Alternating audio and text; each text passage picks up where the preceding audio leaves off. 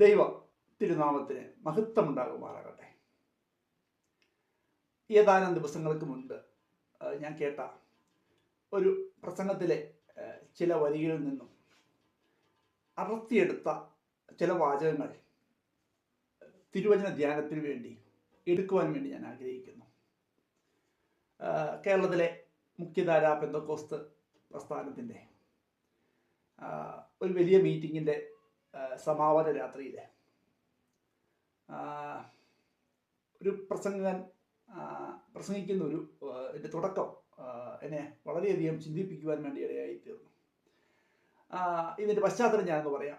അദ്ദേഹം കോട്ടയത്ത് നടന്ന കേരളത്തിലെ മിക്കവാറും ദുരുപദേശകരെയെല്ലാം ഒരുമിച്ച് അണിനിരത്തി നടത്തുന്ന ഒരു വിദേശിയുടെ സാന്നിധ്യത്തിൽ നടത്തിയ ആ ഒരു മഹാസമ്മേളനത്തിൽ കടന്നുപോയി എന്തൊക്കെയോ പ്രാപിച്ചിട്ട് കടന്നു വന്ന വ്യക്തിയായിരുന്നു. അപ്പം അദ്ദേഹം അതിൻ്റെ മുഖ്യ സംഘാടകരിൽ ഒരാൾ തന്നെയാണെന്ന് എനിക്ക് തോന്നുന്നു. അപ്പം അദ്ദേഹം ഈ മുഖ്യധാര പെന്തക്കോസ്ത് കൺവെൻഷൻ്റെ സമാപന രാത്രിയിൽ ഇതിനെപ്പറ്റി ചില പറഞ്ഞ കമൻറ്റുകളാണ് ഇന്നത്തെ ചിന്തയ്ക്ക് വേണ്ടി എടുക്കുന്നത്. അദ്ദേഹം പറഞ്ഞത് ഇപ്രകാരമാണ്. അദ്ദേഹം ഈ പ്രസംഗമെല്ലാം കേട്ടിട്ട് തിരിച്ചു വരുന്ന വഴിക്ക് ആരോ ഹൃദയത്തിലിരുന്ന് താൻ തന്നെ ഹൃദയത്തിൽ പറയുന്നു, ആ പ്രസംഗമൊന്നും അത്ര പോരാ, ഒരു പക്ഷെങ്കിൽ കുറേക്കാരൻ്റെ പ്രസംഗത്തേക്കാൾ നന്നായിട്ട് ഞാനായിരുന്നെങ്കിൽ പ്രസംഗിക്കുമായിരുന്നു. അപ്പം തിരിച്ച് ഇദ്ദേഹം ഒരു അർദ്ധമയക്കത്തിലാണ്. തിരിച്ച് ദൈവം ഇദ്ദേഹത്തോട് സംസാരിക്കുന്നു. നിന്റെ ചർച്ചിൽ എത്ര വിശ്വാസികളുണ്ട്? ഇദ്ദേഹം മറുപടി പറയുന്നു, 150. ഈ പ്രസംഗിച്ചവരുടെ ചർച്ചിൽ, നീ കുറ്റം പറഞ്ഞവൻ്റെ ചർച്ചിൽ 15 ലക്ഷം വിശ്വാസികളുണ്ട്. എന്നിട്ട് ഇദ്ദേഹം നമ്മുടെ പ്രസംഗം ഈ കൺവെൻഷനിൽ പറഞ്ഞ വാചകമാണ്. ഇത് കേൾക്കുമ്പോൾ ഒരു പക്ഷെങ്കിൽ ഇവിടുത്തെ പരീക്ഷന്മാരൊക്കെ പറഞ്ഞേക്കാം, പ്രസംഗത്തിൻ്റെ സഭയുടെ വിശ്വാസികളുടെ ക്വാണ്ടിറ്റി അല്ല ക്വാളിറ്റിയാണ് പ്രധാനമെന്ന്. പക്ഷേ നീയൊക്കെ ക്വാളിറ്റി പ്രസംഗിച്ചിട്ട് നിൻ്റെയൊക്കെ ചർച്ചിൽ എത്ര വിശ്വാസികളുണ്ട് എന്നാണ് നമ്മുടെ ഈ മുഖ്യധാര പ്രസംഗകൻ ഈ കൺവെൻഷനിൽ ജനത്തോട് പരസ്യമായി ചോദിച്ചത്. ഇദ്ദേഹത്തിൻ്റെ വാക്കിൽ ഒരു പരിഹാസമുണ്ടെന്നൊക്കെ എനിക്കറിയാം. കാരണം അദ്ദേഹം പറഞ്ഞു വെക്കുന്ന ഇതാണ്, ക്വാളിറ്റി അല്പം മോശമാണെങ്കിലും, എന്ന് പറഞ്ഞാൽ ഗുണമേന്മ അല്പം മോശമാണെങ്കിലും വിശ്വാസികളുടെ എണ്ണം കൂടിയാൽ മതി, അതാണ് ദൈവത്തിന് പ്രസാദമെന്ന്. നമുക്കറിയാം, കേരളത്തിലെ ന്യൂ ജനറേഷൻ സമൂഹങ്ങളെല്ലാം ഒരു പരിധിവരെ പ്രായോഗികമാക്കുന്ന ഒരു തിയറി അതാണ്.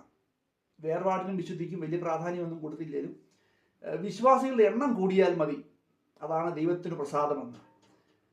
നമുക്ക് ഞാൻ ഈ പ്രസംഗിച്ച പ്രസംഗകനെ കുറ്റം പറയുവാനോ അദ്ദേഹത്തെ കാര്യമായി വിമർശിക്കുവാനോ ഒന്നുമല്ല ഞാൻ ഇതെടുത്തിടുന്നത്. ഇതിൽ നിന്നും ഒരു ചിന്തനീയമായ ഒരു വിഷയമുണ്ട്. ക്വാളിറ്റിയാണോ ക്വാണ്ടിറ്റിയാണോ വലുത് എന്ന് പറഞ്ഞാൽ, ആൾക്കാരുടെ എണ്ണം, ഒരു ചർച്ചിൽ വിശ്വാസികളുടെ എണ്ണം കൂടുന്നതാണോ, ഉള്ളവരുടെ മെച്ചപ്പെട്ട അനുഭവങ്ങളാണോ, അല്ലെങ്കിൽ ഉള്ളവരുടെ ഗുണമേന്മയാണോ വലുത്? നമുക്ക് പഴയ നിയമത്തിൽ നിന്നും, എല്ലാവരും പഴയ നിയമത്തിൽ നിന്നും പ്രസംഗിക്കാൻ ആഗ്രഹിക്കുന്നവരാണ്. കാരണം പഴയ നിയമത്തിലാകുമ്പോൾ ഒത്തിരി വിഷയങ്ങളുണ്ടല്ലോ, കഥകളൊക്കെ പറയുവാൻ വേണ്ടി നമ്മുടെ പ്രസംഗകർക്ക് നമ്മുടെ പ്രസംഗകരും പഴയ നിയമത്തെ കാര്യമായി പ്രസംഗിക്കാറുണ്ട്. അതിൻ്റെ കാര്യം ഇതാണെന്ന് ചോദിച്ചാൽ, പഴയ നിയമത്തിൽ ഒത്തിരി വിഷയങ്ങളുണ്ട്. വലിയ പഠനമൊന്നും കൂടാതെ തന്നെ കുറെ കൈകാര്യം ചെയ്യാൻ പറ്റുന്ന വിഷയങ്ങളുണ്ട്.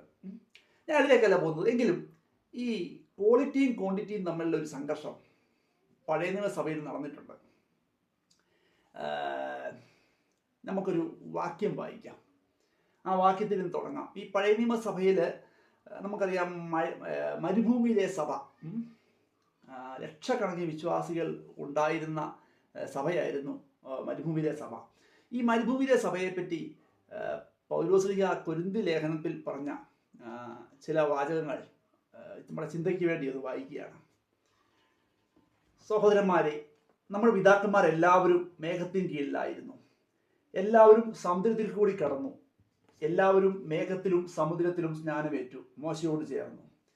എല്ലാവരും ഒരേ ആത്മീയ ആഹാരം തിന്നു, ഒരേ ആത്മീയ പാനീയം കുടിച്ചു.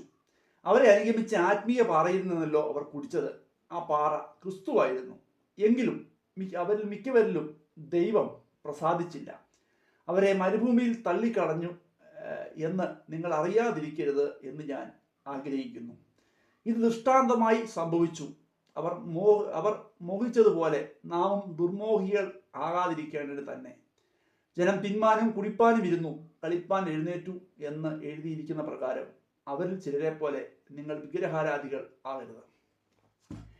മരുഭൂമിയിലെ സഭയിൽ എത്ര വിശ്വാസികളുണ്ടായിരുന്നു? മരുഭൂമിയിലെ സഭയെ പറ്റിയാണ്. മരുഭൂമിയിലെ സഭയെന്ന് പറയുമ്പോൾ പെട്ടെന്ന് മനസ്സിലാകാൻ വേണ്ടി നിങ്ങൾക്ക് പറയാം, മരുഭൂമിയിലെ സഭയെന്ന് വേദപുസ്തക ചിന്തകന്മാർ പൊതുവെ പറയുന്നത്, അല്ലെങ്കിൽ മരുഭൂമിയിലെ സഭയെന്ന് പറഞ്ഞാൽ ഇസ്രായേൽ മക്കൾ ചെങ്കടൽ കടന്ന് മരുഭൂമിയിലേക്ക് പ്രവേശിക്കുന്നു. അതിനുശേഷം യോർദാൻ കടക്കുന്നത് വരെയുള്ള, അല്ലെങ്കിൽ അവരുടെ വാഗ്ദത്ത നാട്ടിലെത്തുന്നത് വരെയുള്ള ആ മരുപ്രദേശമാണ്. പ്രദേശത്ത് അവർ 40 വർഷത്തോളം താമസിക്കേണ്ടി വന്നു, പല സ്ഥലങ്ങളിലായി കൂടാരമടിച്ച്. അങ്ങനെ അവർ താമസിച്ച ആ സ്ഥലം, അല്ലെങ്കിൽ അന്നത്തെ അവരുടെ കൂട്ടായ്മയ്ക്ക് മരുഭൂമിയിലെ സഭായങ്ങളൊക്കെ കൂടിയിരുന്നു. ആ സഭയാണ് മരുഭൂമിയിലെ സഭ. ഈ മരുഭൂമിയിലെ സഭയിൽ അങ്ങോട്ട് പ്രവേശിച്ചത് തന്നെ ഒരു എണ്ണമെടുത്തു, പ്രായപൂർത്തിയായവരുടെ എണ്ണമാണ്. ഇനി മരുഭൂമിയിലെ സഭയിൽ എത്ര വിശ്വാസികൾ ഉണ്ടായിരുന്നു? നമുക്കെല്ലാം അറിയാവുന്ന കാര്യമാണ്. മരുഭൂമിയിലെ സഭയുടെ വിശ്വാസികളുടെ എണ്ണം ഇന്നത്തെ കണക്ക് വെച്ച് നോക്കിയാൽ ഇത് വലിയൊരു സംഖ്യയാണ്. കാരണം അന്ന് ജനസംഖ്യ ലോകത്തിൽ കുറവായിരുന്നു, ഓർക്കണം. മരുഭൂമിയിലെ സഭയിലെ വിശ്വാസികളുടെ എണ്ണം 20 വയസ്സിന് മേൽപോട്ടുള്ളവരുടെ എണ്ണം എടുത്താൽ അത് 6,35,550 പേരായിരുന്നു. മരുഭൂമിയിലെ പഴയ നിയമത്തിൽ കൃത്യമായി രേഖപ്പെടുത്തിയിട്ടുണ്ട്. മരുഭൂമിയിലെ സഭയിലെ ആൾക്കാരുടെ എണ്ണം തുടക്കത്തിൽ ഏതാണ്ട് 6,35,550 വിശ്വാസികളുണ്ടായിരുന്നു. 20 വയസ്സിന് മേൽപോട്ടുള്ളവരുടെ എണ്ണമാണത്. പുറപ്പാട് പുസ്തകത്തിൽ നമുക്ക് വ്യക്തമായിട്ടത് കാണുവാൻ സാധിക്കും. എന്നാൽ പിന്നീട് ഒരു 40 വർഷങ്ങൾക്ക് ശേഷം അവർ പിന്നെയും ഒരു എണ്ണമെടുത്തു. അവർ എണ്ണമെടുത്തു കഴിഞ്ഞപ്പോൾ ഈ 6,00,000 ജനങ്ങളിൽ, ഈ എണ്ണപ്പെട്ടവരിൽ 6,00,000-ലധികം വരുന്ന ഈ ജനങ്ങളിൽ ഏതാണ്ട് 2 പേർ, യോശുവയും കാലേബും മാത്രമേ ഈ മരുഭൂമി കടന്ന് യോർദാൻ കടന്ന് വാഗ്ദത്ത ദേശത്ത് എത്തിയുള്ളൂ. ഞാൻ പറഞ്ഞത് നിങ്ങൾക്ക് മനസ്സിലായോ?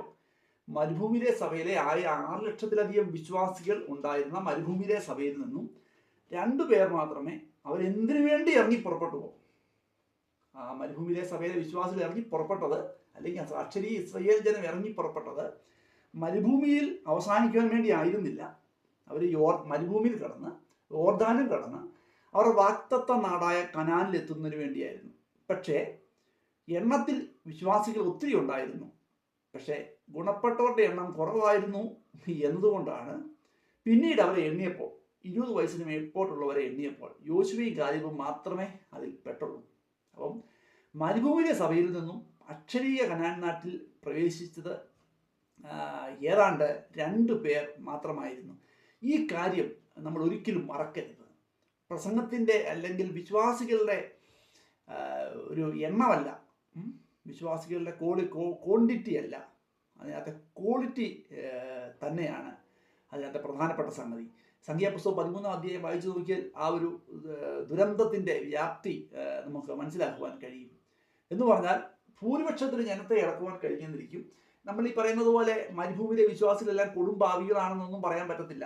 പക്ഷേ അവരുടെ ജീവിതം പലപ്പോഴും ഉപദേശപരമായ വിഷയങ്ങളിൽ, വിശുദ്ധിയുടെ വിഷയങ്ങളിൽ അവർ പിൻപോട്ട് പോയത് നിമിത്തം, പല കാരണങ്ങൾ നിമിത്തം മരുഭൂമിയിലെ വിശ്വാസികൾ അക്ഷരീയ കനാൻ നാട്ടിലെത്താതെ അവർ മരുഭൂമിയിൽ പട്ടുപോയി.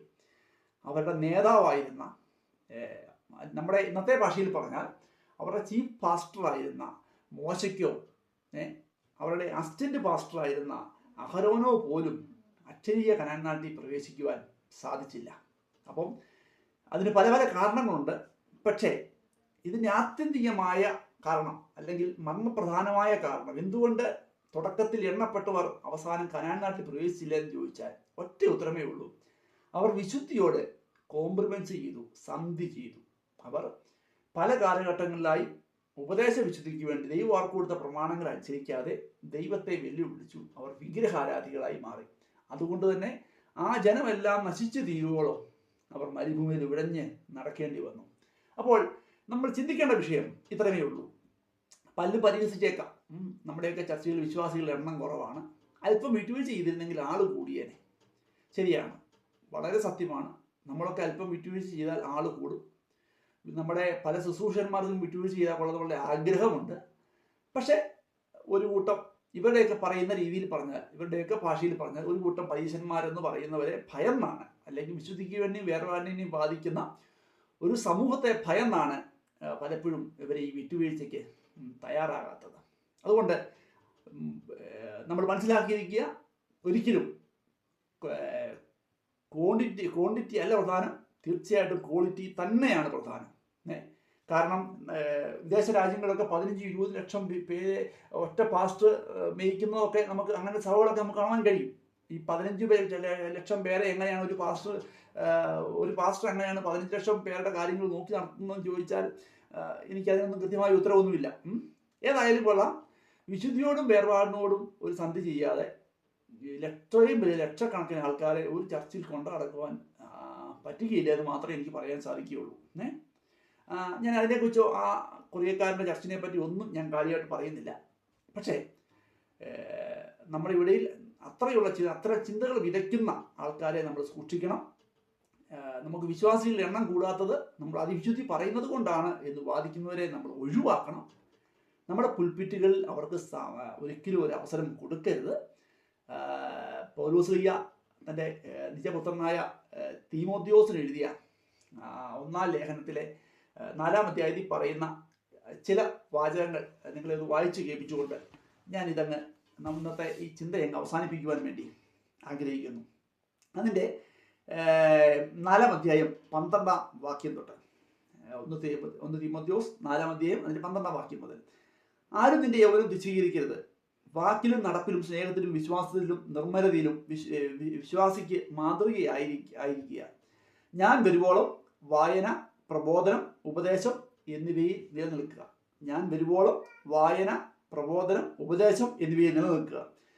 മൂപ്പന്മാരുടെ കൈവെപ്പോടെ പ്രവചനത്താൽ നിനക്ക് ലഭിച്ചതായി നിന്റെയുള്ള കൃപാവരം ഉപേക്ഷയായി വിചാരിക്കാതെ നിന്റെ അഭിവൃദ്ധി എല്ലാവർക്കും പ്രസിദ്ധമായി തീരേണ്ടതിന് ഇത് കരുതുക. ഇതിന് തന്നെ ഉറച്ചു നിൽക്കുക. നിന്നെ തന്നെയും ഉപദേശത്തെയും സൂക്ഷിച്ചു കൊള്ളുക. ഇതിൽ തന്നെ ഉറച്ചു നിൽക്കുക. അങ്ങനെ ചെയ്താൽ നിന്നെ തന്നെയും നിന്റെ പ്രസംഗം കേൾക്കുന്നവരെയും രക്ഷിക്കും. അപ്പം നിന്നെ തന്നെയും ഉപദേശത്തെയും സൂക്ഷിച്ചു കൊള്ളുക. പൗലോസിന്റെ പ്രധാനപ്പെട്ട പോയിന്റ് അതാണ്. നിന്നെ തന്നെ സൂക്ഷിക്കുക, ഉപദേശത്തെ സൂക്ഷിക്കുക. ഇനി ഞാനൊരു ഏതോ ഒരു പ്രസംഗം പണ്ട് പറഞ്ഞൊരു പദപ്രയോഗം ഓർക്കുന്നുണ്ട്. സ്വർഗം ശൂന്യമായി കിടന്നാലും ഒരു പാപിയും സ്വർഗത്തിൽ എത്തുകയില്ല. സ്വർഗം ശൂന്യമായി കിടന്നാലും വിശുദ്ധിക്ക് വേണ്ടിയും വേർപാടിനു വേണ്ടി നിൽക്കാത്ത ഒരു വ്യക്തിയും സ്വർഗത്തിൽ എത്തുകയില്ല. ഞാൻ പറഞ്ഞത് നിങ്ങൾക്ക് മനസ്സിലായെന്ന് കരുതുന്നു. അതുകൊണ്ട് സ്വർഗത്തിൽ ആൾക്കാരുടെ എണ്ണം കുറവാന്ന് പറഞ്ഞ് ഒരിക്കലും ദൈവം തൻ്റെ നിയമത്തെ മാറ്റുകയില്ല, തൻ്റെ വിശുദ്ധിയുടെ പ്രമാണങ്ങളെ മാറ്റുകയില്ല. അങ്ങനെ ആയിരുന്നുവെങ്കിൽ മരുഭൂമിയിലെ സഭയിലെ ചീഫ് പാസ്റ്റർ ആയിരുന്ന, ഞാൻ ചീഫ് പാസ്റ്റർ എന്ന പദപ്രയോഗം നമ്മുടെ ഒരു ഭാഷയുടെ സൗകര്യത്തിന് വേണ്ടിയാണ് ഉപയോഗിക്കുന്നത്, മോശയ്ക്ക് പോലും അകലെ നിന്ന്, ഒത്തിരി ദൂരെ നിന്ന് മോശ കാലുകുത്തുവാൻ ആഗ്രഹിച്ചിരുന്ന കനാൻ ദേശം ഒന്ന് കാണുവാൻ മാത്രമേ അവസരം ലഭിച്ചുള്ളൂ. കനാൻ നാട്ടിൽ പ്രവേശിച്ചില്ല. ഇത് നമുക്കൊരു ദൃഷ്ടാന്തത്തിന് വേണ്ടി ആണെന്ന് പുതിയ നിയമത്തിൽ വ്യക്തമായി. ഇത് നമുക്ക് ദൃഷ്ടാന്തമായി സംഭവിച്ചു. അപ്പം മരുഭൂമിയിലെ സഭയ്ക്ക് സംഭവിച്ച അപജയം നമുക്ക് ഉണ്ടാകാതിരിക്കണമെങ്കിൽ വിശുദ്ധിക്ക് വേണ്ടിയും വേർപാടിന് വേണ്ടിയും ചങ്കും നെറ്റിയും കാണിക്കുവാൻ തയ്യാറുള്ള ഒരു തലമുറ നമ്മുടെ ഇടയിൽ നിന്ന് എഴുന്നേറ്റ് വരണം. വിശുദ്ധിയോട് സന്ധി ചെയ്യുവാൻ ആവശ്യപ്പെടുന്ന ഇത്തരം പ്രസംഗകരെ വിശുദ്ധന്മാരുടെ പുൽപ്പിറ്റിൽ നമ്മൾ പ്രവേശിപ്പിക്കരുത്. വിശുദ്ധിക്ക് വേണ്ടിയും വിലവാന് വേണ്ടി നിൽക്കുന്ന ഒരു തലമുറ എഴുന്നേറ്റ് വരട്ടെ. ദൈവം, സർവകൃപാലുവായ ദൈവം നമ്മളെ എല്ലാവരെയും ഐശ്വര്യമായി അനുഗ്രഹിക്കുമാറാകട്ടെ.